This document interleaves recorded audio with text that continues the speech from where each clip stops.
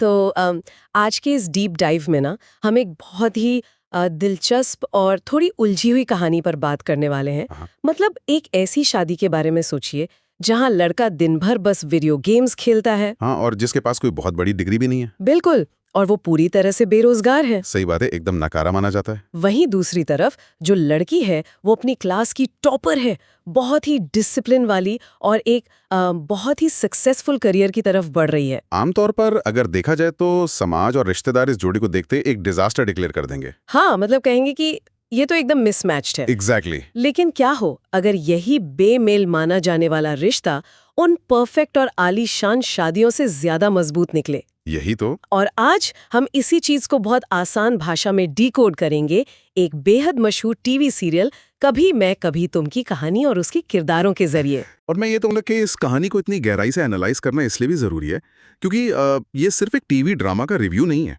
Right. ये असल में इस बात का एक साइकोलॉजिकल डीप डाइव है कि कैसे हमारे आसपास के लोग, हमारा परिवार और ये जो पैसे के पीछे भागने वाला समाज है, वो एक आम इंसान को कैसे पूरी तरह बदल कर रख देता है। बिल्कुल। हम देखेंगे कि कैसे बुरे हालात एक इंसान को तोड़ते हैं और फिर कैसे वही टूटा हुआ इंसान खुद को वापस जोड़ता है। तो चलिए इसे थोड़ा गहराई से समझते हैं। कहानी की शुरुआत में ही ना एक बहुत बड़ा झटका है। मतलब ये कोई टिपिकल लव ट्रायंगल नहीं है। हाँ, इसका बेस प्लॉट एकदम अलग है। अदील जो कि बड़ा भाई है वो अपनी मंगेतर शर्जिया को शादी से ठीक पहले छोड़ देता है। और वजह भी बहुत ही प्रैक्टिकल और थोड़ी कोल्ड ब्लडेड है। एकदम। वो अपनी अमीर बॉस रुबाब से शादी करना चाहता है। राइट, उसे बस पैसा और रुतबा चाहिए। और फिर दोनों परिवारों की इज्जत बचाने के लिए शर्जीना की शादी अदील के छोटे भाई मुस्तफा से कर दी जाती है, जिसे पूरा परिवार एक लूजर मानता है। हाँ। तो यहाँ मुझे लगता है ना कि अदील और रुबाब की शादी किसी कॉर्पोरेट मर्जर जैसी है। कॉर्पोरेट मर्जर, ये बहुत अच्छा पॉइंट है। हाँ, मतलब जहाँ सिर्फ फायदे देखे जाते हैं, प्रॉफिट देखा जाता है, वहाँ इमोशंस की कोई जगह नहीं है। बस रिटर्न ऑन इन्वेस्टमेंट देखा जाता है। बिल्कुल। और वहीं दूसरी तरफ शर्जीना और मुस्तफ़ा का रिश्ता किसी ब्लाइंड स्टार्टअप इन्वेस्टमेंट जैसा है, जहाँ कोई गारंटी नहीं है, बस एक उम्मीद है। ये एनालॉजी काफी सटीक है, लेकिन मैं इसमें एक छोटा सा काउंटर पॉइंट जोड़ना चाहूंगा। अच्छा, वो क्या? देखिए, कॉर्पोरेट मर्जर वाली बात तो एकदम सही है, लेकिन मुस्तफा और शर्जीना का रिश्ता स्टार्टअप इन्वेस्टमेंट से थोड़ा अलग है। वो कैसे? क्योंकि स्टार्टअप में ना आपके पास एक एग्जिट स्ट्रैटेजी होती है। अगर प्लान फेल हुआ तो आप अपने पैसे निकाल सकते हैं। ओह हाँ, ये तो है। लेकिन यहाँ इन दोनों को एक ऐसी सिचुएशन में डाल दिया गया है जहाँ इनके पास फिलहाल बाहर निकलने का कोई रास्ता नहीं है। ये एक सर्वाइवल सिचुएशन है। बिल्कुल। और यहीं पर ना सबसे दिलचस्प सवाल उठता है कि हमारा समाज परफेक्ट मैच की परिभाषा कैसे तय करता है। हाँ, अगर हम समाज की नजरों से देखें तो आदिल पढ़ा लिखा है, हैंडसम है, उसके पास डिग्री है, लेकिन अंदर से वो स्वार्थी है। उसका परफेक्शन सिर्फ पेपर पर है। एग्जैक्टली।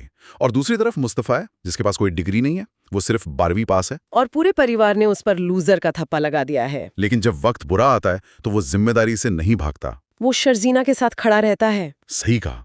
ये हमें सोचने पर मजबूर करता है कि असली कंपैटिबिलिटी कागजी डिग्रियों से नहीं बल्कि एक दूसरे को सम्मान देने से आती है। बिल्कुल। और ये बात ना आगे जाकर कहानी में बहुत खूबसूरती से खुलती है। हाँ, जब वो दोनों एक छोटे से कमरे में शिफ्ट होते हैं। वही तो, जब हम इस नए और अनजाने रिश्ते को बनते हुए देखते हैं तो शुरुआत एक बहुत ही छोटे और बिखरे हुए कमरे में होती है। और दोनों की आदतें एकदम अलग हैं। एकदम ऑपोजिट। मुस्तफा को साफ सफाई की कोई आदत नहीं है और शर्जीना बहुत ही अनुशासित है। और जब दो इतने अलग लोग एक छोटे से स्पेस में साथ आते हैं तो फ्रिक्शन होना तो तय है। हाँ, टकराव तो होगा ही। लेकिन इस कहानी में यही फ्रिक्शन एक ब्रिज का काम करता है। इसका एक बहुत ही स्वीट सीन है सीरियल में।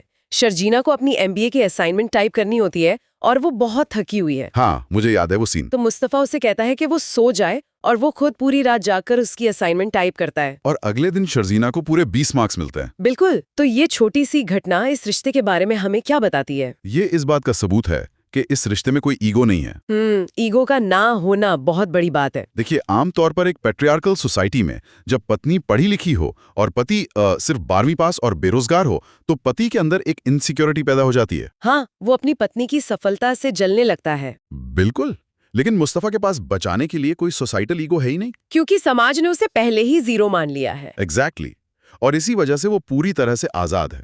वो अपनी पढ़ी लिखी पत्नी के लिए खुशी खुशी चाय बनाता है, उसके कपड़े इस्त्री करता है। और शर्जीना उसकी छोटी छोटी कोशिशों की तारीफ करती है। ये दिखाता है कि जब रिश्ते में कोई उम्मीदें या एक्सपेक्टेशंस नहीं होती तो वहां प्यार को पनपने का सबसे साफ माहौल मिलता है। मतलब ये तो बिल्कुल ऐसा हो गया कि बिना मैनुअल के कोई फर्नीचर जोड़ना। अरे वाह, ये एनोलॉजी भी बढ़िया है। शुरुआत में सब बिखरा होता है, समझ ही नहीं आता कौन सा हिस्सा कहाँ जुड़ेगा। लेकिन जब दोनों मिलकर उसे बनाते हैं तो वो सबसे मजबूत होता है। और पता है, बिना मैनुअल के फर्नीचर जोड़ने में सबसे अहम चीज क्या होती है? क्या? Forced communication. जब कोई पेंच नहीं लगता तो उन दोनों को आपस में बात करनी पड़ती है, ट्रायल एंड एरर करना पड़ता है। और इसी प्रोसेस में वो दोनों एक टीम बन जाते हैं। बिल्कुल, और इसी टीम बिल्डिंग का नतीजा हमें तब दिखता है जब अदील शर्जीना को ताना मारता है। हाँ, वो कहता है कि तुमने एक 12वीं पास लूजर से शादी कर ली है। और तब शर्जीना उसे करारा जवाब देती है कि मुस्तफ़ा खरा और सच्चा इंसान है, अदील की तरह फेक नहीं। वो सीन बहुत पावरफुल था, लेकिन कहानी यहाँ किसी हैप्पीली एवर आफ्टर पर नहीं रुकती। नहीं, यहाँ से प्लॉट एक बहुत ही डार्क टर्न लेता है। हाँ, घर में चोरी का इल्जाम मुस्तफा पर लग जाता है और अदील और रुबाब के दबाव में आकर माता पिता आधी रात को मुस्तफा और शर्जीना को घर से निकाल देते हैं। ये इस कहानी का सबसे बड़ा कैटलिस्ट है, एक टर्निंग पॉइंट। और ये बहुत ही एक्सट्रीम कदम है, मतलब आधी रात को बेघर कर देना। देखिए, इसकी साइकोलॉजी को समझना बहुत जरूरी है। जब कोई बाहर वाला आपको ताना मारता है तो आपका ईगो एक शील्ड का काम करता है। हाँ, हम उसे झेल जाते हैं। लेकिन जब आपके माता पिता आप पर बिना किसी सबूत के चोरी का इल्जाम लगा दें, सिर्फ इसलिए क्योंकि आप फाइनेंशियली कमजोर हैं, तो इंसान पूरी तरह टूट जाता है। बिल्कुल। साइकोलॉजी में हम मैस्लोज हायरार्की ऑफ नीड्स की बात करते हैं। परिवार एक इंसान का फाउंडेशन होता है। जब वही फाउंडेशन आपको सड़क पर निकाल दे तो इंसान का विश्वास दुनिया से उठ जाता है, जिसका असर हमें आगे देखने को मिलता है। वो दोनों एक बेहद खस्ता हाल और गंदे किराए के फ्लैट में जाते हैं जहां पानी भी ठीक से नहीं आता। और यहाँ मुस्तफा का कैरेक्टर एक 180 डिग्री टर्न लेता है। एकदम, वो बेफिक्र इंसान अचानक से बहुत खड़वा हो जाता है। उसका एक डायलॉग है यहाँ, इंसान की कदर, उसकी अहमियत उसके जेब में पड़े हुए पैसों से होती है। बहुत ही गहरा डायलॉग है ये। तो यहाँ मैं एक सवाल पूछना चाहूंगी, एक हंसते खेलते इंसान को इतना नेगेटिव और पैसे का लालची बनाने के लिए कौन जिम्मेदार है? ये समाज और उसके ताने, या इंसान का अपना ईगो? असल में ये दोनों का एक फीटल कॉम्बिनेशन है। जब इंसान इतनी भयानक गरीबी और अपमान फेस करता है ना, तो उसका ब्रेन एक सर्वाइवल मोड में चला जाता है। अच्छा। हाँ, गरीबी और अपमान इंसान की न्यूरल वायरिंग को बदल सकते हैं।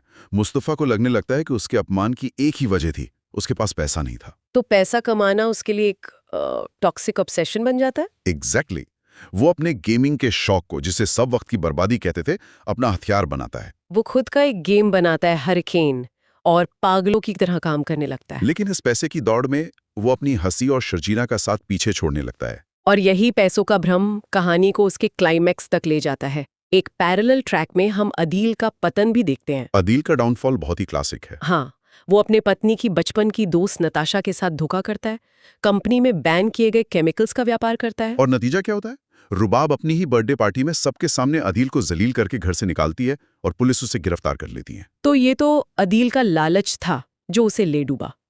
लेकिन मुस्तफा तो कामयाब हो जाता है ना? हाँ, उसका गेम हिट हो जाता है, वो अमीर बन जाता है। फिर मुस्तफा का क्लाइमैक्स इतना ट्रेजिक क्यों होता है?